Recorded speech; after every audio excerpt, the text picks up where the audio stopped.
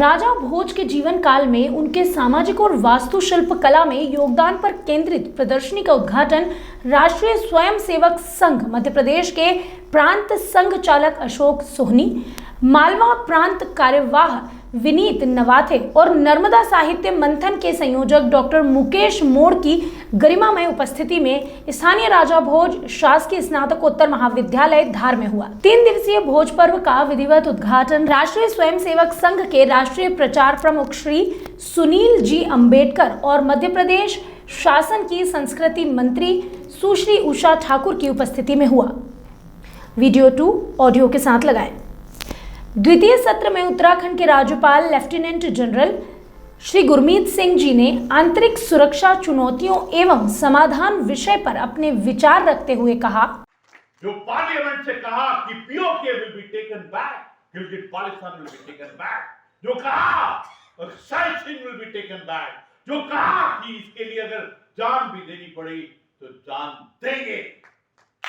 ये होती है नेशनल विल, ये होती है पॉलिटिकल विल, ये होती है रिजॉल्व, ये होता है संकल्प।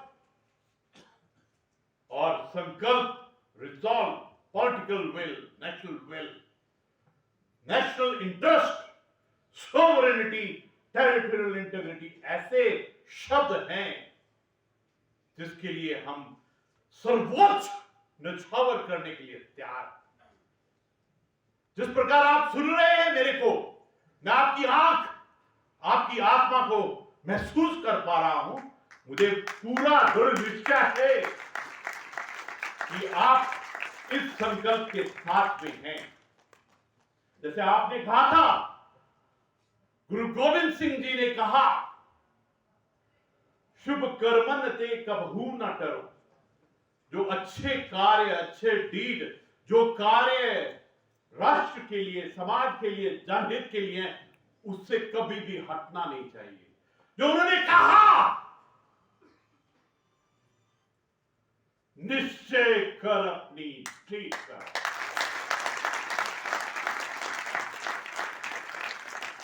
गुरु नानक देव जी ने कहा,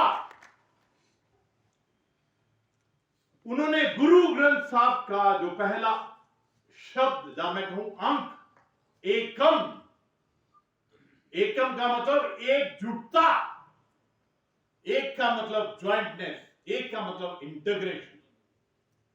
इसका मतलब कि हम अपने राष्ट्र, समाज और जनहित में एक होने चाहिए।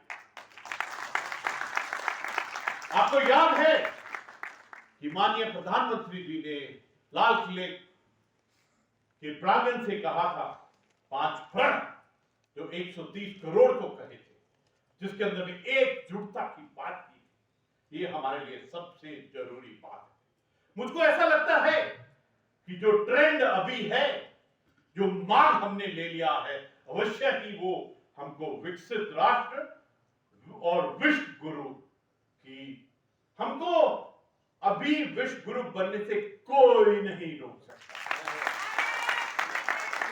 भोज पर्व में मालवा प्रांत के 1000 से अधिक साहित्यकार और विचारक उपस्थित रहे, जिसमें मालवा प्रांत के मीडिया और साहित्य से जुड़े विद्यार्थी भी भाग ले रहे हैं। बता दें कि कार्यक्रम में प्रतिदिन 8 सत्र होंगे तथा देश भर के प्रतिष्ठित साहित्यकार और विषय विशेषज्ञ इन सत्रों में अपना मार्गदर्शन करेंगे। के बारे में कहना चाहता हूँ, आज जो धार के अंदर में नर्मदा साहित्य मंथन 2023 था और इसके अंदर में बहुत ही अच्छे तरीके के साथ में आज का ये प्रोग्राम किया गया, जिसके अंदर में चिंतन और मंथन किया गया कि चाइना से क्या सिक्योरिटी, स्ट्रैटेजिक सिक्योरिटी के बारे में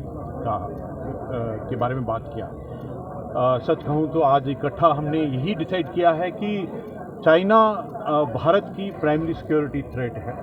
हमने ये भी याद किया कि हमारा उनके साथ में बॉर्डर इशू है और LAC क्लैरिफिकेशन अभी पूरी तरह से नहीं हुआ।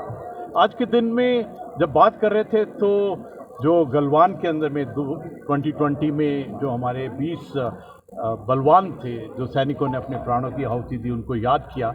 और सबसे बड़ी बात ये है कि भारत में क्या क्या बदलाव आए हैं, हमारे जो तैयारियां होनी चाहिए, प्रिपेयर्डनेस होनी चाहिए, वो किस प्रकार की होनी चाहिए।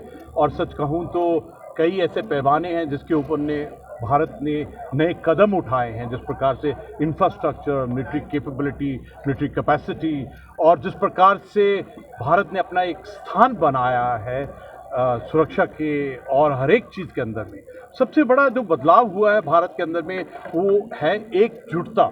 जिस प्रकार से चाइना का चैलेंज आया है, उसके बाद में जिस प्रकार भारत इकट्ठा हुआ है, आपको याद होगा कि हर एक भारतीय ने चाइनीज़ प्रोडक्ट को बाइकआउट किया था, गवर्नमेंट ने उनकी एप्लीकेशंस को बैन किया था, और जिस प्रकार से एक इंटीग्रेशन हर एक फोर्सेस का हुआ, और जिस प्रकार भारतीय सरकार ने एक नया ट्रेंड शुरू किया है, नेशनल विल, पॉलिटिकल विल, और जो भारत ने रिजॉल्व दिखाया है अपने सिक्योरिटी के मामले में, वो अपने आप में एक अलग था। हाँ, जो आपने एक बहुत सुंदर बात कही कि भारत की जहाँ जहाँ पर भी LAC और बॉर्डर है, हमारे को वहाँ पर अलर्टनेस, प्रिपेयर्डनेस और रेडीनेस रहना बहुत ज़रूरी है। स्पेशली जो बॉर्डर एरिया डेवलपमेंट है वो एक प्रायोरिटी होनी चाहिए। मैं वर्तमान में गवर्नर हूँ उत्तराखंड का। मैं हर एक मध्य प्रदेश के निवासी को, खासकर इस इलाके के, धार के,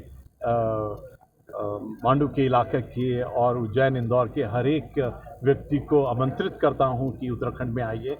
देवभूमि, तीर्थ भूमि, सैनिक भूमि, सैनिक धाम, वहाँ अवश्य आइए। आपने कहा कि जो जोशीमठ के बारे में कहा है, ये पूरे हिमालय की एक चुनौती है, और हम सब इस चुनौती के लिए तैयार हैं और एक बहुत ही ऑर्गेनाइज तरीके से इस चुनौती का सामना करेंगे।